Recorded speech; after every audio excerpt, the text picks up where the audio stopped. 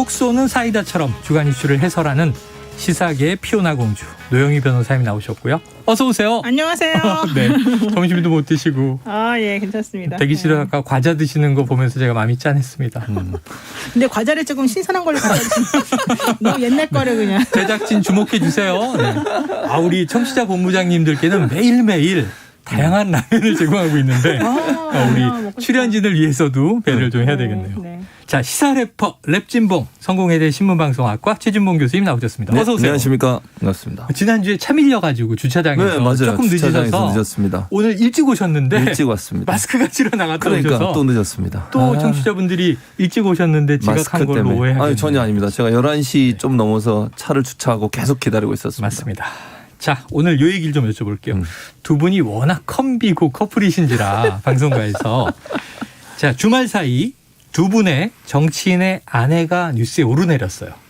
첫 번째는 원희룡 국민의힘 경선 후보 부인 정신과 전문의 강윤형 씨인데요. 자, 유튜브 방송에 출연해서 이재명 후보를 겨냥해서 한 말이 크게 논란이 됐는데 설전으로까지 퍼졌어요. 한번 그 대목을 듣고 오겠습니다. 사실은 제가 제 직업 때문에 어떤 특정한 사람들에 대한 그런 얘기를 가급적이나 안 하려고 자제를 많이 하는데요. 지킬과 하이드나 야누스라기보다는 저희는 오히려 약간은 소시오패스나 엔티소셜이라고 얘기하거든요. 정신과적으로는 소위 그 반사회적 성격 장애라고 얘기하는데 공직선거법상의 후보자 비방이나 허위 사실도 분명히 들어갈 것 같고 법적 조치를 검토하고 있는데 지금 협박하는 겁니까? 협박이 아니라 말씀드리는 거예요. 법적 조치 하시라니까요. 이재명 지사가 직접 고발하세요. 이재명 지사가 소시오패스인지 아닌지 알아요? 진단 안 하고 하는 거잖아요. 지금. 이런 사람이 대통령이 되면 발언하겠습니까? 네. 이게 알면서도 들어도 네. 또 이게 막 쭈삣쭈삣하네요. 자, 처음에 발언한 강윤형 씨의 목소리는 이제 유튜브 매일신문에 나왔던 이야기고요. 그다음에 이제 현근택 변호사와 원희룡 후보가 방송에서 이제 설전을 펼치는 이야기가 이어졌습니다. 자, 지금 노영희 변호사님. 네. 심리학 하셨잖아요. 네. 한번 소시오패스 얘기가 나왔으니까 전문가적 관점에서 어떻게 들으셨습니까? 저는 임상심리 전공이 아니라 인지심리 전공이어가지고. 임상, 인지, 상담, 우린 다 모르겠어요. 네, 그쪽의 전문가라고 할 수는 없지만 네. 주서들은 풍월에 의해서 좀 말씀을 드리자면 뭐 이분 정신과 전문의시니까 그분이 하는 말이 얼마나 전문가적 의견으로 들릴 것인가를 네네, 그렇죠. 먼저 생각을 해봐야 된다. 그리고 되게 전문 용어를 쓰시잖아요. 안티소셜 이런 거요? 반사회적 성격 장애. 일반적으로 우리가 안 쓰는 얘기죠. 근데 그런 식의 그런 진단을 함부로 하는 거는 제가 알기로는 안 되는 것으로 알고 있어요. 네네. 근데 이분이 원래 그런 성격이 아닌데 왜 이렇게 갑작스럽게 이런 식의 발언을 하셨을까 너무 의아스럽고 실망스러웠어요. 아까 주말 동안 두 분의 그 후보자의 아내가 소환됐다고 말씀하셨잖아요. 네네. 원래는 세 분이 소환됐겠죠. 세 분이. 홍준표 의원의 부인까지 뭐 선대위원장, 후원회장. 네.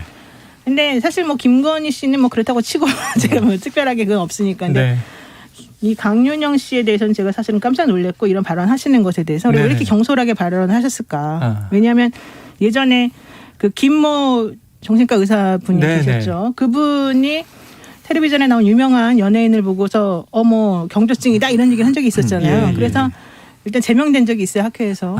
네, 그리고 그 당시에도 진단하지 않은 상태에서 함부로 이렇게 게다가 직접 대면한 적도 없는 의사인데 상황이잖아요. 대면해서 진단하지 않고 그럼요. 저 사람은 무엇이다 이렇게 규정하면 진단하면 안 되는 거죠. 의사윤리에 위반된다. 그래서 지금 이 강윤형 씨가 한 것은 저는 당연히 문제가 매우 크다라고 생각하고 이것을 몰랐을까 본인이?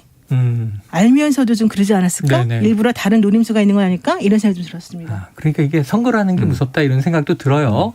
그러니까 왜냐하면 상대를 공격해서 깎아내려야 하고 우리 후보는 또 지켜 올려야 하고 그러다 보니까 우리가 네거티브냐 검직이냐 이 사이를 맨날 오락가락 하는데 자, 그러면은 이제 최진봉 교수님께는 이 원희룡 후보의 주장도 있어요. 그러니까 나는 무조건 아내 편이다 이런 얘기도 있었지만 대통령 후보의 정신건강은 공적인 영역이다. 그러니까 이런 얘기는 과거에도 있었고 할 수 있는 것이다. 어떻게 생각하십니까? 할 수 있는 얘기가 아니죠. 예를 들면 네. 정치인이 공세를 하기 위해서 어떤 발언을 하는 거 네. 그건 또 뭐 제가 볼 때는 그것도 용납하면 안 되지만 어느 정도 납득 가능하다고 봐요. 정치인 상대방의 정치인에 대해서 지금 허용되는 관행적인 그렇죠. 선이 있다. 네. 근데 이건 의사잖아요. 네. 정신과 의사시잖아요. 전문가입니다. 전문가가 얘기하게 되면 그거는 진단을 해서 해야 되는 거죠. 그건 직업 윤리에 어긋난다고 봐요.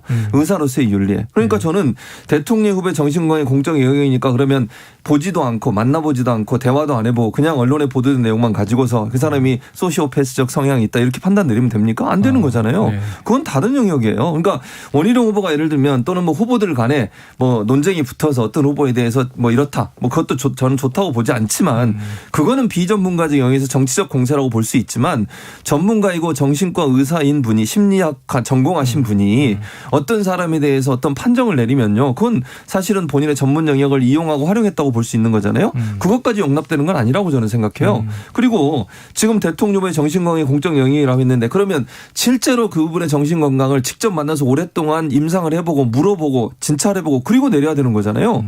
언론에 보도된 거 가지고 어떻게 알 수 있습니까? 사람이 예를 들면 언론에 나와서 하는 얘기 가지고 그 사람의 정신적인 걸 모두 다 분석해낼 수 있다. 그건 아니라고 봐요. 그러니까 저는 이번에 원희룡 후보가 이렇게 표현하신 것도 저는 잘못됐다고 저는 생각합니다. 네. 부인이 부인이 그렇게 행동하신 부분에 대해서 정말 일반적인 사회 통념상 또는 정신의학적 또는 심리학적 어떤 기준에 봤을 때 맞지 않으면 사과하는 게 맞지. 그걸 오히려 화를 내고 막 소리를 지르고 아까 우리가 들었잖아요. 네네. 전 깜짝 놀랐어요. 그렇게 소리를 지르면서 본인의 부인을 옹호하시는 거. 물론 뭐 부인이시가 그렇게 할 수는 있지만 너무 심한 표현이었다. 네. 저는 그렇게 생각합니다. 네, 오늘 드디어 간만에 MC 진봉 강림하셨네. 감사합니다. 청취자분들이 이 빠른 속사포랩에 감탄하고 있습니다. 자, 그럼 지금 말씀하신 게 정치인들끼리는 최근에도 뭐 의원에게 네. 뭐 선택적 기억 상실이냐 네, 뭐 예컨대. 이런 얘기하고 그렇죠. 과거에 대통령에게도 뭐 안면인식 장애냐, 뭐 치매냐 이런 비판들이 있어서 논란이 시끌시끌해요. 근데 정치인들 간의 이야기고 전문가는 더더욱 이제 이래서는 안 된다 이런 얘기를 했는데 자 이게 노 변호사님한테 그 원희룡 후보의 배우자 지금 이제 논란의 발언이 이제 나온 강윤영 씨의 동생분과 개인적 친분이 있다고 들었어요. 그러면은 집안을 잘 아시니까 그분들의 또 이제 사람됨을 더 잘 아실 거 아니에요. 우리처럼 이제 미디어로만 보는 사람보다 좀 어떤 배경, 어떻게 분석 평가하십니까?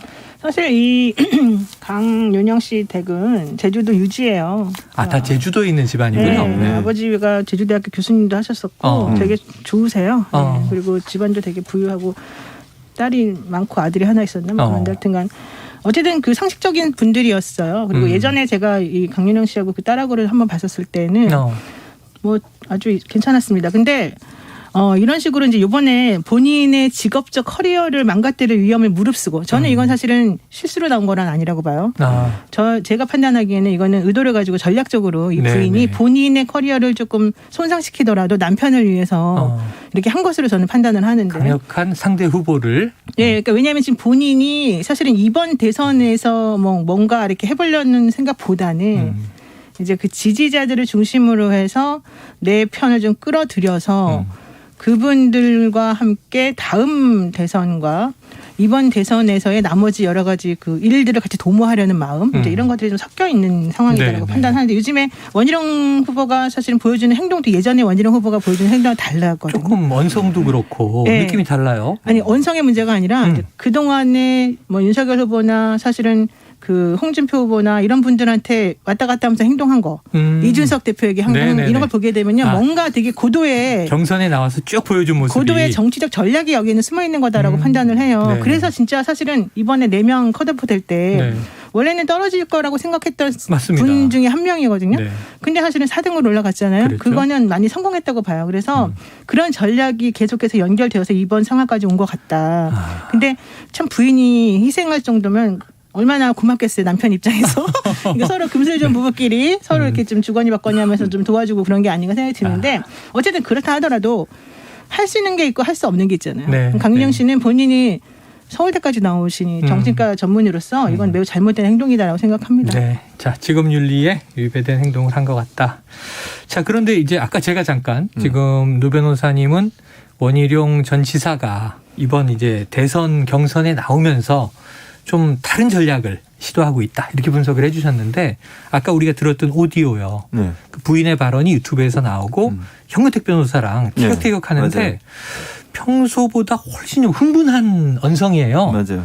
그러면은 원희룡 후보가 이 격해진 모습 이건 왜 그런 겁니까? 그러니까 뭐 이제 이것도 전략은 아니지 않을까요? 저는 아니라고 보는 노영희 변호사는 전략으로 볼 수도 그래요? 있을 것 같고요. 정말요? 근데 이제 제가 볼 때 원희룡 후보 입장에서는 이제 현근택 변호사가 이 문제에 대해서 법적 조치를 얘기했잖아요. 네네. 그 부분에 약간 이제 감정이 상한 것 같아요. 네네. 그러다 보니 그때부터 언성이 높아지기 시작하거든요. 이재명 후보에게 고발하라고 하세요. 이렇게 예, 뭐 하는 예컨대 거죠? 그렇죠. 고발하라고 직접 고발하라고 하세요. 네네. 소리를 막 지르잖아요. 그런 부분이었던 것 같아요. 제가 볼 때는 아마 네. 이제 본인의 부인이 했던 말에 대해서 현근택 변호사는 사실 거기서 얘기했던 건 사과하라는 거였어요. 공개적으로 사과하십시오라고 얘기했는데 사과 못하겠다. 그렇게 나오면서 이제 그런 법적 조치를 취할 수밖에 없다. 그랬더니 거기서부터 이제 흥분을 하기 시작하더라고요. 근데 대선 후보가 토론에 나와서 방송 토론에 나와서 이렇게 화를 내는 것은 전혀 도움이 안 돼요, 자기한테. 네. 무슨 도움이 되겠습니까? 물론 지지층을 시원하게 해줄지 몰라요. 듣는 지지층 입장에서는 뭐 정말 잘 싸우네 이렇게 보일지 모르지만 일반 국민들 중도층에 있는 분들은 대선 후보가 이렇게 소리를 지르고 막 뭐 이렇게 하는 거 화를 내는 거 이걸 어떻게 좋게 볼 수 있겠습니까? 제가 볼 땐 그건 마이너스라고 저는 보는데 본인의 감정을 추스리지 못하고 억제하지 못했다고 저는 생각해요. 냉정을 찾고 논리적으로 설명을 해야죠. 소리 지르면 토론에 소리 지르면 지는 거예요. 결국은 그런 개념으로 본다고 하면 원희룡 그 후보의 그런 태도는 본인한테 전혀 도움이 안 될 거다. 본인이 뭐 지지층을 결집해서 본인이 나중을 도모하려는 목적이라면 모를까. 대선 후보로서 뛰는 데 있어서는 본인한테는 전혀 도움이 안 되는. 그리고 도리어 이 문제가 더 확산되고 다른 사람한테 알려질 수 있는 기회가 돼버렸잖아요. 네. 그런 부분에 있어서는 본인한테 마이너스 요소라고 저는 봅니다. 그래요. 현근택 변호사가 이제 목요일에 여기 나오시는데 네. 그때 물어보면 이건 뭐 지나간 뉴스가 돼버려서 너무 늦고요. 네. 현 변호사는 이제 이 빈 의자를 향해서 총을 쐈다. 그러니까 본인은 자리를 떠났잖아요. 방송 중에. 근데 현재로서는 그걸 되게 억울해하더라고요. 맞아요. 그 설명을 해줘야 돼요. 네네. 본인이 자리를 뜬 게 아니라 제작진이 일단 잠시 휴정하는 차원에서 좀 자리를 나가달라. 떠달라고 해서 자기가 써달라. 잠깐 네. 거기 있다가 한 건데 감정을 본인은 가라앉히려고. 못 들어오게 하고 본인이 박차고 나간 사람을 만들어서 그렇지. 매우 억울하다. 현근택 아니라는 변호사가 먼저 자리를 박차고 그건 나갔다가 아니라는 아니라. 거죠. 그건 되게 네. 토론에서 미숙한 태도잖아요. 그렇죠. 그렇죠. 그렇죠. 근데 그렇게 MBC에서는 왜 사과를 안 하죠? 그렇게 설명을 잘못 해줘야지. 이해되는 것에 대해서 네, 네, 네. 설명해줘야 돼. 그리고 저는 원희룡 지사가 그렇게 막 소리를 지르고 그런 게 본인 마음속에서는 저희 와이프가 좀 잘못했다고 생각했기 때문이 아닐까? 오히려 걸렸기 때문에. 네, 오히려 좀 그런 마음이 좀 들었고 막 강용석 변호사가 갑자기 막 떠오르는 거예요. 강용석 변호사가 이제 보통 자신의 그 지지자들은 극우적인 사람들을 향해서 네. 항상 그런 식으로 조금 하면서 뭔가 지지세를 모으잖아요. 격앙된 느낌으로. 네, 그러니까 그런 식으로 뭔가 조금 벤치마킹 비슷하게 한 거 아닌가 생각이 들더라고요. 벤치마킹이다. 자, 그런데 지금 말씀하신 게 유튜브 방송에서 이 원희룡 후보가 크게 반발한 대목이라는 것이 이재명 캠프가 나서서 학회 제명감이다 라는 예시를 그렇죠. 들었다는 건데 네. 그래서 협박이냐 이렇게 얘기를 하는 거예요. 네, 그러니까 맞아요. 부인을 감싸고 싶은 마음은 이해가 되는데 자 이제 팩트가 중요한데 실제로 제명 사례가 있었다는 거죠? 네, 유사한 있었어요. 건에. 아까 노영희 변호사 잠깐 연예인의 설명을 경우에? 했는데, 예, 맞습니다. 그래서 신경정신의학회에서는 직접 진료하지 않은 사람에 대해 정신과적으로 진단을 내리고 공개적으로 의견을 밝히는 것은 의료 윤리 위반이라는 규정에서 경계 대상으로 삼고 있는 상황이고요. 실제로 2018년도에 정신과 전문의가 SNS에 글을 하나 올렸어요. 방송도 아니고 SNS에 진료한 적도 없는 연예인에 대해서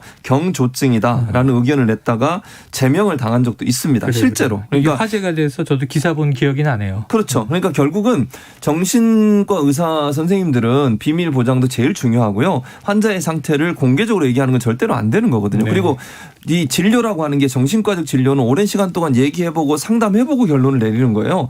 겉으로 그냥 멀리서 보고 나서 그 사람의 행동 보고 그렇게 결정할 수 있는 문제가 아닌데 그렇게 한 거에 대해서는 제명까지 이르는 그런 심각한 잘못된 행동이다. 이렇게 말씀드릴 수 있습니다. 네. 자, 그래서 지금 기사를 보니까 제가 대한신경정신의학회에서 이 강윤영 씨에게 구두로 지적을 했고, 그러니까 구두 경고를 했고, 본인이 죄송하다고 답했다. 이 보도를 제가 봤는데 일부에서 기자들에게 팩트 체크를 해보니까 공식적으로 이렇게 된 건지가 아직 확실하지 않아서 정리가 필요하대요.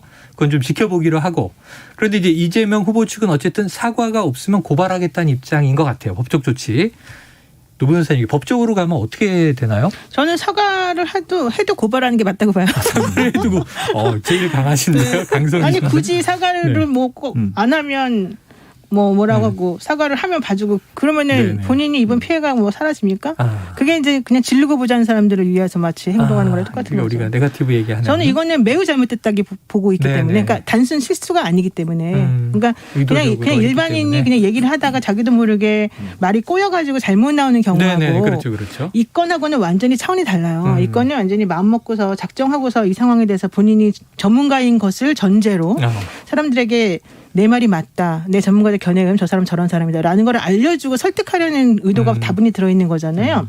근데 그거를 갖다가 그냥 사과 한마디로 미안합니다 이렇게 말한다고 해서 그거를 그냥 넘어가는 거는 저는 옳지 않다고 보고, 사과를 하든 하지 않든 어쨌든 고발이든 고소를 하는 게 맞고, 원희룡 지사가 거기다 대고 이재명 지사 직접 고소하라고 하세요 뭐 이러잖아요. 네. 그럴 필요가 뭐 있어요. 남들이 해주면 되는 거지. 본인이 하면 고소. 네. 제3자가 하면 이재명 고발. 지사가 굳이 고소할 필요 없어요. 현근택 판사가 해도 돼요. 그래서 저는 현근택 변호사. 그러면은 제가 아까 들었는데 원희룡 이 후보하고 현근택 변호사하고 같은 고향 선후배 고향 선후배, 하면서 고등학교 제주도 선후배 막 출신이에요. 그러잖아요. 네, 맞아요. 네. 또 서울대학교도 뭐, 같이 나오지 않았나? 어쨌든 간에 여야로 갈려 있습니다만. 네. 근데 하여튼 똑똑한 사람들이 참 이럴 때 보면 똑똑한 어쨌든, 사람 비판을. 네, 문제가 해주셨습니다. 되면 이런 건은 제가 보기에는 분명히 이제 그 공직선거법 위반 또 내지는 명예훼손 이런 거 좀 충분히 가능하지 않을까 이런 생각이 듭니다. 네. 자, 또 다른 부인의 이야기로 넘어가 봅니다.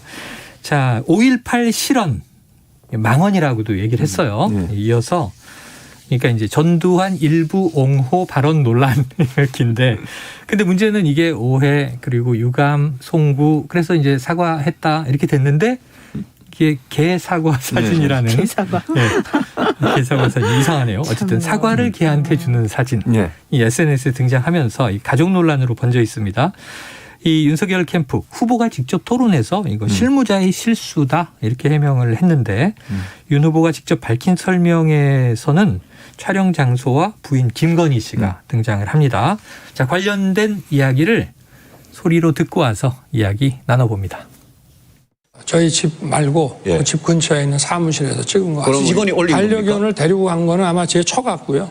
논란의 개 사과 사진 게시에 부인이 연관돼 있는 것 아니냐는 의혹이 이어지자 제 처는 다른 후보 가족들처럼 그렇게 적극적이진 않기 때문에 그런 오해할 필요는 없다고 저는 생각하고 있습니다. 후원 회장을 부인이 맡고 있는 홍준표 후보를 겨냥한 발언입니다. 가족이 어떤 분들은 후원 회장도 맞는데 원래 이 선거라는 거는 시쳇말로 패밀리 비즈니스라고 하지 않습니까? 지각신이 좀 소환되기 중이라 밖에 못 나오니까 그런 시비를 하는 거 보고 내가 어처구니 없다. 네. 자, 아까 이제 2명의 후보 부인이라고 얘기해서 지금 원희룡 후보 부인은 이야기를 나눴고요. 지금 윤석열 후보 부인 김건희 씨 관련 이야기인데 아까 이 노 변호사님이 정확하게 3명 아닙니까? 그랬는데 여기 홍준표 후보 부인은 간접적으로 등장을 합니다. 그렇죠. 후원 회장을 맡았다. 홍준표 후보 지각시 뭐 이런 표현을 쓰시는데, 자, 문제는 이 개 사과 사진 말이에요. 집 근처 사무실이다, 집이다, 뭐 오락가락 해명, 뭐 또는 심지어는 그 강아지의 동공을 확대해 보니 윤석열 후보가 앉아 있는 것 같다. 여러 가지 의혹이 제기됐는데 이 집 내부 사진을 윤 캠프에서 공개를 했어요. 반려견 사과 사진 속에 바닥 소재와 다르지 않느냐. 그래서 집 근처 사무실이 맞다. 이렇게 정리를 했는데 어쨌든 논란의 중심은 장소가 아니고 이 김건희 씨 관여 여부가 초점인 것 같아요. 혹시 노 변호사님 어떻게 보세요? 이 사안. 아니, 그러니까 뭐 집에서 찍었건 안 찍었건 윤석열 총장 말에 의하면 개를 부인이 오밤중에 데리고 나갔다는 거잖아요. 네네, 자정 무렵 올라왔으니까. 네. 자, 그러면 일단 누군가가 데리고 나오라고 하니까 데리고 나갔겠죠. 네네. 강아지를 데리고. 자, 그럼 물어보겠죠. 저 일반인이라면 오밤중에 왜 나한테 이 개를 데리고 나오라고 하느냐. 그럼 개 사진 찍어서 올리려고요. 자, 그래? 개 사진을 왜 갑자기 집에서 안 찍고 멀리서 찍어? 이렇게 해서 인도사가 먹여보고 안 먹으면 어떻게 하려고요. 네. 예를 들면 이제 이런 식으로 말을 했을 거란 말이에요. 그러면 그게 그렇게 꼭 중요한 상황이야. 이 오밤중에 그걸 꼭 해야 돼? 그걸 첫 번째. 자정해야 돼. 예. 두 번째, 혹시 좀 오해받지 않을까? 왜냐면 우리가 지금 옛다 사과 먹어라 이것 때문에 지금 네네네네. 문제가 있는데 네네. 정상적인 사람이라면 이래요. 저는 제 생각에. 돌아가는 상황을 네, 만약에 인지하고 저한테 있다면. 그렇게 말을 했다면 제가 이랬을 것 같아요. 야, 사과는 안 그래도 그 5.18 발언 때문에 그 전두환 발언 때문에 여러 가지로 힘든 상황인데 우리가 이 시간에 이 시점에 굳이 이런 거를 찍어야 되겠니? 나중에 올리자. 뭐 라고 그럴 수 물어보고 있겠죠. 이걸 찍으면 당연히 문제가 생기지라고 판단하게 해야 된다. 근데 윤석열 후보 측에서는 그 사과 먹는 그게 문제가 될 줄 몰랐다 그러잖아요. 전 그게 더 화가 나더라고요. 네네네. 그게 왜 문제가 될 줄 모르죠? 그게 이 개에게나 사과를 준다라고 해석될지 몰랐다. 그러니까 이렇게 얘기를 어떻게 했어요. 그거를 모르죠? 그리고 더 재밌는 건 개가 정말 사과를 먹나요? 저는 한 번도 개한테 사과를 먹여본 적은 없는데 개가 약간 시큼시큼한 거 싫어하지 않아요? 근데 일부러 그거는 그래서 제가 상식적으로 예를 들면 개한테 고기를 던져주고 먹어라 그러면 제가 이해를 하겠어요. 그건 원래 먹는 거니까. 근데 인도 사과, 그것도 맛없게 생긴 인도 사과를 딱 갖다 주면서 먹어라 그러면 걔가 좋아가지고 먹겠냐고요. 근데 당연히 안 먹을 거라고 저는 생각하는데 연출이죠, 굳이 연출. 그런 거를 갖다가 넣은 거는 사과라고 하는 것을 일부러 외계를 해가지고 뭔가 자신의 메시지를 전달하고 싶었던 거잖아요. 그 오밤중에. 그리고 그 전에도 사실은 사과를 하고 싶어 하지 않았잖아요. 네. 근데 돌사진 때문에 그렇게 곤욕을 치렀잖아요. 그렇죠. 그런데 그 밤중에 했다? 그러면 개를 데리고 나간 그 사모님은 정말 아무런 문제가 없을까요? 집에서 안 찍었다고 해서? 네. 저는 그건 아니라고 봐요. 네. 그리고 다음에 또 윤석열 후보가 또 얘기한 게 있죠. 이쪽 당 사람들은 뭐 우리가 뭘 해도 뭐라 한다 이렇게 얘기했잖아요. 네네네. 그러니까는 모든 것에 대해서는 사실 그분은 전혀 이해를 못 하고 있는 것 같아요. 이 상황 자체를 왜 이렇게 왜 심각한지, 난리를 치는지를. 왜 비판을 받는지. 네, 이해가 안 가요. 자, 윤석열 후보가 직접 본인의 부인 김건희 씨를 가리켜서 자, 그렇게 적극적이지 않다 이렇게 반박을 한 것이 홍준표 경선 후보의 부인은 후원회장을 맡았다. 그러면서 저쪽 부인은 후원회장까지 맡는데 우리 아내는 그렇게 적극적인 사람 아닙니다. 나설 사람 아닙니다. 라고 옹호를 하면서 패밀리 비즈니스 얘기가 나왔어요. 혹시 가족 논란 어떻게 지금 진단하고 계십니까? 두 가지 점에서 지금 말씀하신 거는 첫 번째는 이게 본인 부인은 적극적으로 나서는 사람 아닙니다. 근데 왜 그 밤중에 개를 데리고 나갔죠? 왜 사진을 찍었죠? 이제 윤 후보 해명으로는 토론회에서 자, SNS를 담당하는 직원이 불러냈다.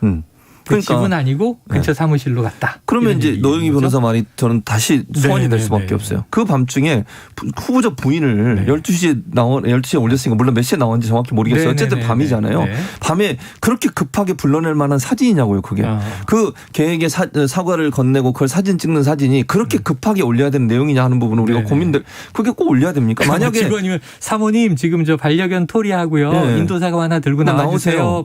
그게 말이 되냐고요. 이게 정말 급박한 사진이고 뭔가 총각을 다투는 내용이라면 그게 이해가 돼요. 그런데 그 사진을 찍기 위해서 밤에 후보 부인을 불러내고 토리를 불러낸다는 것 자체가 저는 상식적으로 이해가 안 돼요.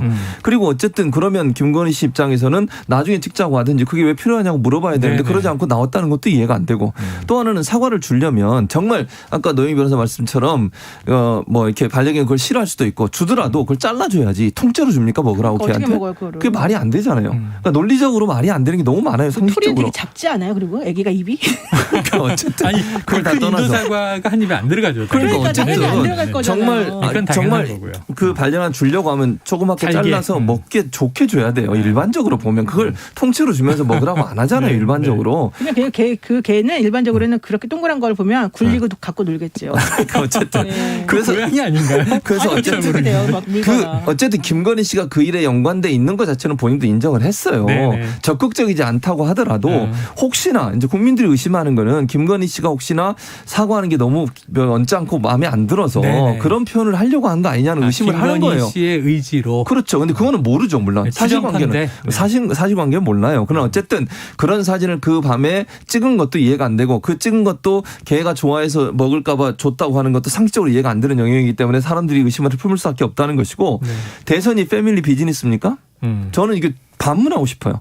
윤석열은 그렇게 얘기했잖아요. 패밀리 비즈니스라고. 대선 나가는 게 패밀리 우리말로 하면 비즈니스냐고요. 이제 가족 사업 이렇게 되겠죠. 이게 말이 됩니까? 그럼 가족 사업을 해서 대선에서 뭘 얻겠다는 겁니까? 비즈니스 하면 뭔가 이익을 얻어야 되는 거잖아요. 사회를 위해서 공헌하러 나오는 거 아닙니까? 대선 후보는? 네. 사회를 아니 국가를 위해서 헌신하러 나오는 거 아니에요? 거기서 뭔가 얻는 게 아니고 비즈니스가 아니고요. 헌신하고 봉사하는 자세를 해야 되는 거예요. 비즈니스 하려면 뭔가 또 본인이 이익을 챙겨야 되는 이유도 있을 수 있는 거잖아요. 그렇게 말을 표현하게 되면 물론 또 이렇게 얘기하면 말꼬리 잡는다고 얘기하실 텐데 어쨌든 그 말 표현도 저는 잘못됐다고 생각해요. 대선이 어떻게 패밀리 비즈니스가 될 수 있습니까? 그 표현도 저는 부적절한 표현이었다 이렇게 생각합니다. 네. 근데 거기서 고양이 얘기는 왜 나왔을까요? 굳이. 고양이 뭐 일단 처먹으라 그랬나 뭐라 그랬죠? 하여튼 뭔지 그랬어요? 모르겠는데 되게 오해할 만한 그 해시태그를 붙여가지고. 그러니까 해시태그가 사진은 원래 이제 사과를 가지고 좀 뭐 애완견이나 혹은 돌사진, 사과 시리즈를 만들려고 하는 건 자기의 아이디어였고 준 거고 모든 책임과 이 불찰은 자기에게 있다라고 얘기를 했어요. 그래서 이건 정리되는 듯 했는데 그 사진이 말씀하신 대로 사과는 개에게나 줘라라는 의미로 해석될 줄 몰랐다면 해시태그가 저는 해시태그가 저는 이해가 안 가요. 해시태그가 즉으나 처무라 그렇죠. 이렇게 써 있는데 네, 즉으나가 누구야? 이건 너무 해석을 해도 누군가를 대상으로 하는 네. 거잖아요. 그렇죠. 여러 가지가 좀 정황이 깔끔하지가 않습니다. 자, 근데 이제 조금 전에 저희 김재호 최고위원하고 통화를 했는데요. 네. 아니 왜 문재인 대통령이 전두환 대통령으로부터 이 어떤 그 원전 문제라든가 이런 것들은 배워야 한다라고 얘기를 했느냐 그랬더니 솔직하게 시인을 하셨는데 네. 아유 우리 당의 후보를 거두려고 나서다 보니 같이 망했다. 그래서 전두환 옹호를 몸으로 지금 막고 있는 상황에서 이 개사진 논란 터지면서 망했다 이렇게 솔직히 자인하시더라고요. 근데 여기에 또 김태호 의원이 말이죠. 예. 윤캠프에 합류를 했는데 맞아요. 자 가슴에 있는 이야기를 하다 보니 그렇다. 앞으로도 실언은 계속될 수 있다. 이건 노 의원님 어떻게 해석하세요? 왜 캠프 인사들이 도움이 안 되는 거예요? 계속될 수 있다는 실언이. 저는 네. 김태우 의원이 정말 솔직한 마음을 표현한 것 같아요. 네. 이게 해결이 안 된다는 거 아닙니까? 앞으로 계속 본인이 통제할 수 없고 투비 네, 컨티뉴. 통제할 수 없다. 네, 후보가 누구 말을 안 듣는다. 그리고 이렇게 일반적으로 받아들이는 그런 정치 문법이나 국민들이 생각하는 것에 대해서 이렇게 좀 조금만 생각해 보면 네. 앞으로 이런 일을 안 할 거라고 우리가 예상할 수 있고 그러니까 고치십시오 국민들에게 해도 자기 고집대로 간다. 약속할 수 있지만 나 그 약속을 못 하겠다는 거예요. 본인이 약속해놨지만 결과적으로 나중에는 또 문제가 생길 가능성이 매우 높다고 본다는 거잖아요. 그러니까 김태우 의원은 사실 여기 합류한 지 얼마 안 됐는데 네. 내가 그냥 솔직히 말한 거라고 저는 봐요. 그래서 솔직히 말한 것이다. 그러니까 인터뷰에 적절하냐, 나와서 적절하지 않냐는 두 번째 다시는 문제고. 실언이 없을 것입니다. 뭐 이렇게 단언할 수가 없다 이거죠. 그렇죠. 그러니까 앞으로 계속 그렇게 할 거라는 거잖아요. 이게 그러네요. 도와주는 건지 이게 잘 모르겠습니다. 자, 앞으로 좀 지켜봐야 될 것 같고 오늘은 이제 충청권 또 TV 토론이 있습니다. 네, 앞으로 이제 그렇습니다. 4차례 토론 남아 있는데 지금 11월 5일 날 본선 주자가 결정되니까 오늘 25일 딱 열흘 남짓 남았어요. 앞으로 이제 4번의 토론 지켜보면서 또 다음 주에도 아마 이제 이 야당 상황 분석하게 되지 않을까. 윤석열 후보의 또 새로운 말이 안 나왔으면 좋겠습니다. 지켜보도록 하죠. 오늘 두 분 고맙습니다. 네, 고맙습니다. 감사합니다. 지금까지 노영희 변호사, 최진봉 성공회대 신문방송학과 교수와 주간 이슈 먼데이 함께했습니다.